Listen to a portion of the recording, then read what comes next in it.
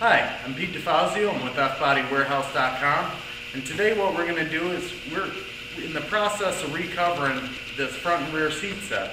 And these are deluxe seats from 78 to 1981 Trans Am Firebird. And what we're going to do today is we're going to show you, and these are a pretty gorgeous set, but we're going to show you how to take your seat tracks off the car.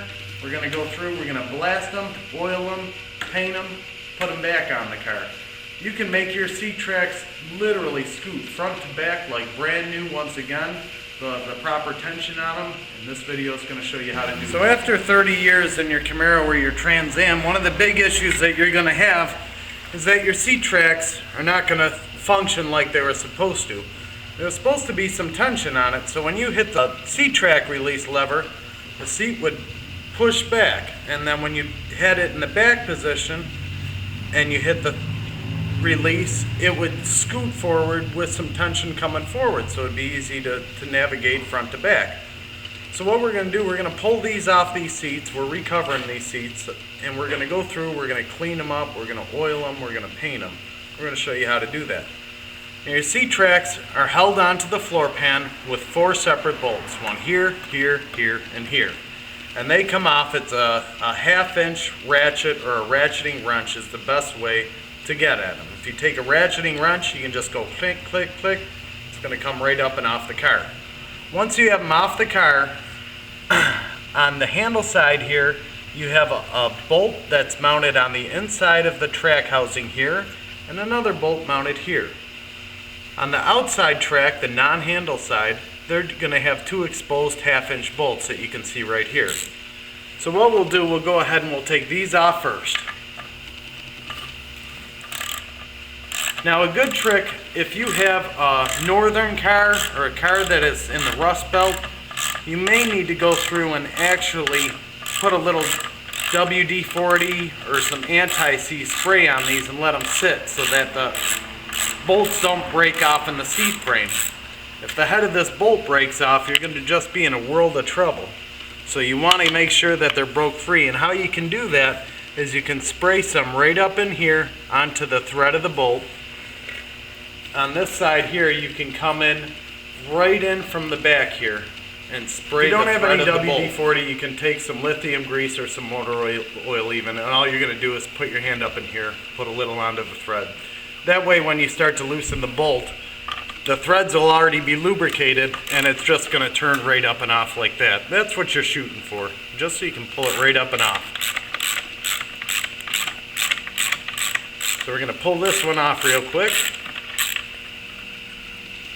And that's nice, as you can see, I was able to pull that off with my finger here. What you're going to see is there's a connection rod that runs between the tracks, and what that does is when you pull the release and put tension on that, it pulls onto this side of the track and it opens up that, allowing the mechanism to release and slide forward and backwards. We're going to turn that out and away so you can see that here. Now do you see that little coil in there? All you got to do to unhook these is take that coil with your fingers and pull. Now as you can see, that's opened up, and we're just going to back it right off like that. Now our seat track is off the car. You can go ahead on the other side and do it the same way. Now what I always suggest is go back through and just couple these down, because you don't want to lose any of these little parts.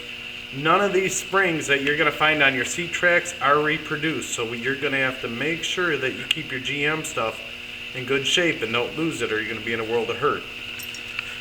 So we're on to the driver's side now. The easiest way, because you have tension going one way, but not the other way. So the easiest way to get at these bolts is lubricate your track just a little bit. But I always just simply unhook the springs. And in order to unhook the springs, you have one on this side and you have one on this side. And they're both held in by tension. On the far track side, what we're going to do is we're going to pull towards the back of the seat and it unhooks. Boom.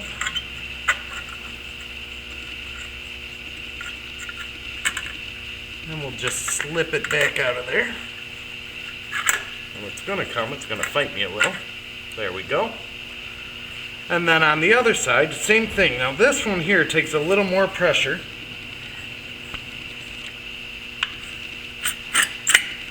Well, and that actually slid pretty smooth, so since we can do that, let me show you though. You're gonna get in here, just give it a tug and a pull. Gonna come down. Oh, we hooked up on something there. There we go. Up and off. Now, you see how there's no more tension on the handle, there's no more tension on the track. You can slide the track forward and backwards. If you spray a little motor oil in there for the time being, it'll get real smooth. You'll be able to get at it real easy. We're going to take the back track bolt loose. And once again, if you need to get at this one, you come in from right here and you can either spray some WD-40 or spread some oil. We'll go ahead and take this bolt off.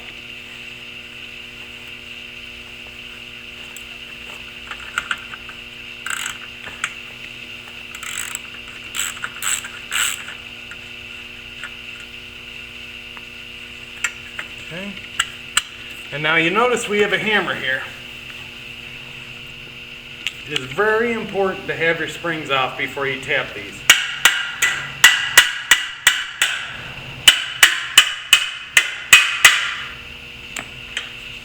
See, when you have the spring off, you don't have to hold that, you just swing it over and it'll expose it. Okay. Come on in here so you can see this. You see you have this big hole here? Now you can see the bolt hole perfectly go through the top. You're going to have access to that forward bolt, just like so. You see our deep well sat right in there. You just got to line it up to hit that. Then we're going to go ahead and pull this track off.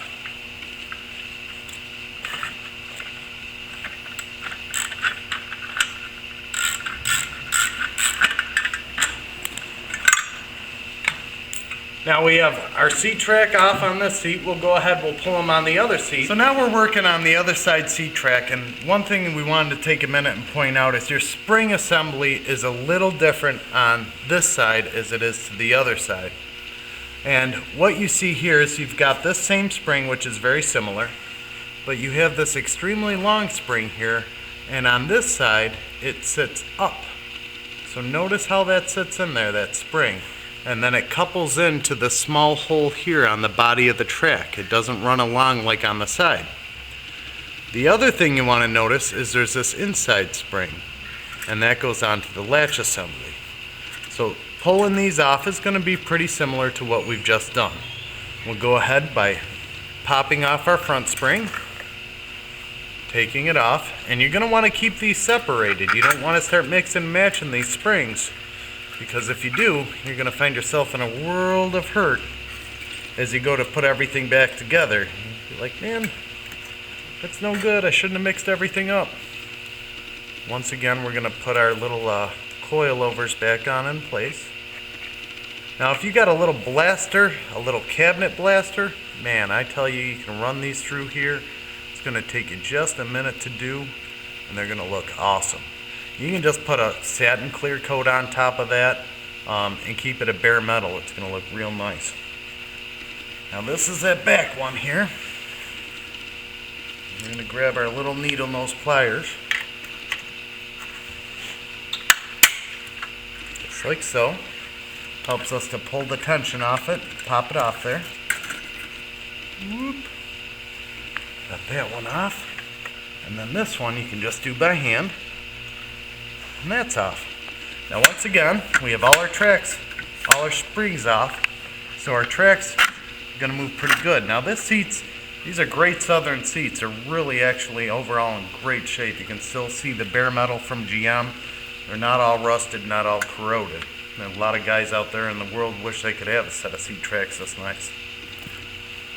So we'll go ahead now, we're going to unbolt these, run all these through the blaster. Once we've gotten the seat tracks off of the seats, what I'm going to show you now is how to repack them with grease. And in order to do that, the first step is to take your original seat tracks And as you can tell, they've got quite a bit of rust on them. They just need cleaned up. What we've done is we've taken just a regular wire wheel on a drill. You can either take a wire wheel, a sandblaster, anything that will get the rust off of we went ahead and painted the 4 that we have taken off. We've clear coated them, put a rust preventative black finish on them. When you're painting these, just a good tip to let you know is if you take and slide the seat tracks back and forth, you can get all the way in the grooves, and this will allow you to have full coverage on the front and backs of the seat tracks. What I'm going to show you now is how to re-grease and repack your seat tracks so it allows the seat track to move back and forward the way they should. You're going to need a couple of things to pack the seat tracks. One of those is just a regular standard pair of gloves. You can use these if you like. And I use regular wheel bearing grease. Take and put your gloves on. You'll need a couple rags just laying around to wipe the excess grease off. This is a very, very easy, simple process that will allow you to have really smooth gliding forward and back seats. You'll take the grease and get just a little dab on your finger there, about like so. And you'll notice there's a couple grooves. And we're going to try and get that grease to pack inside the groove to get the grease onto the bearings. There's going to be a couple bearings on either side, and those are just standard roller bearings. And we're going to try and get this grease to go down inside the groove. So you lay a couple little dabs on the groove, and you just start working the grease down inside the groove. I'm going to take and go front to back on both sides all the way down the grooves. And then once I get that, I'm going to slide the track all the way this way, pack a little grease on the inside corners as far up as you can get, and that will in turn allow it to slide really easy.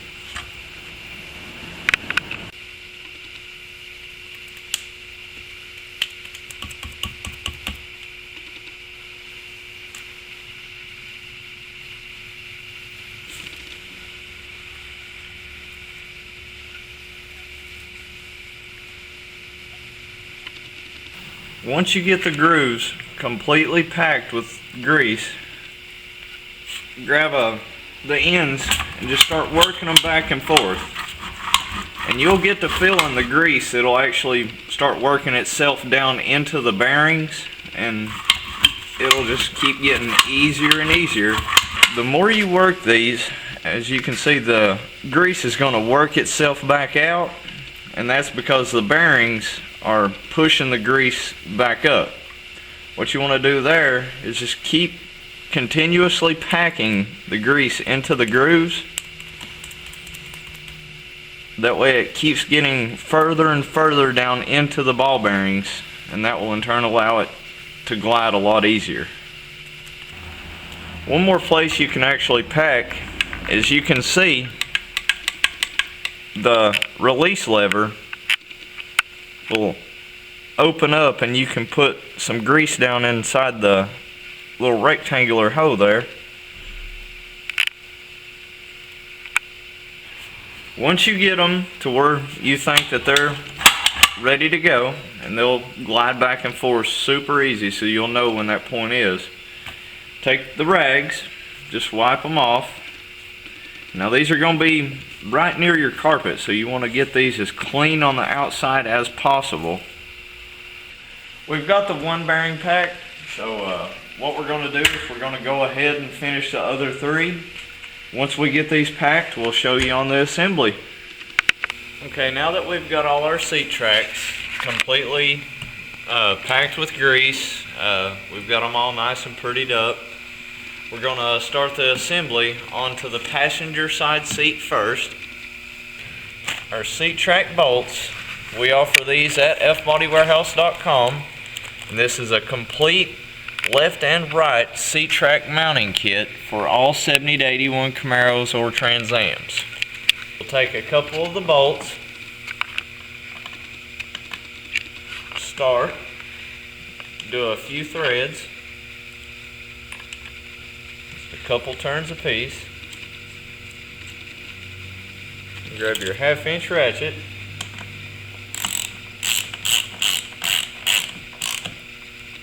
we'll just snug them up for now. Once you get the inside seat track mounted up, we'll take the outer seat track. We'll go ahead, we'll mount the top bolt first. Once again, just putting a couple threads, a couple turns on the nut.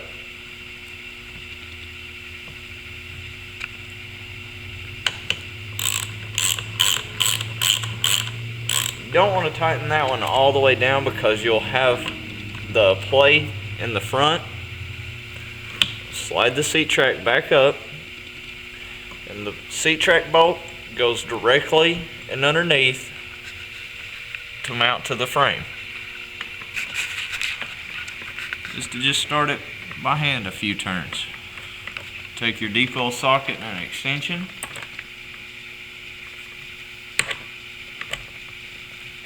And snug it up. We'll go ahead and go back to the top and snug the top. One thing to note, once you get these ready to mount, you want to take and leave the springs off prior to mounting them on the seat frame. We'll put the springs on in just a moment, but this allows you to access the upper and the lower bolts really easily. As you can see, the tracks move back and forth without the springs attached, so it don't give you any kind of issue as far as mounting them. Now that we've got the seat tracks mounted up and secure, we're going to take on the outer with the release handle, we're going to scoot it all the way to the back. You're going to take your big spring, slide it into the hole on the bracket, and it clamps to in the groove. Once you get the outer spring on, go ahead and slap the inside spring, attaches from the handle itself to the groove on the top, and on the inside you'll take your smaller spring, and this will attach at the top. There's going to be two holes. There's going to be a lower and a top. You will attach the spring at the top and to the inset groove, and this will allow for it to close properly. You'll take your center spring, slide the little connectors, slide them to the center, attach this to that lower, to the lower hole, and you will attach this to the upper hole on the lever itself. Slide the little springs back on. You just simply squeeze these together and slide the spring over.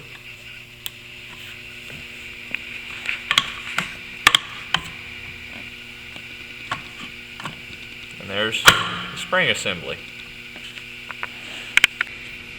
Now that we've got our passenger side seat tracks and our spring assemblies all intact, it's all ready to go, we'll take and show you how to do the driver's side now.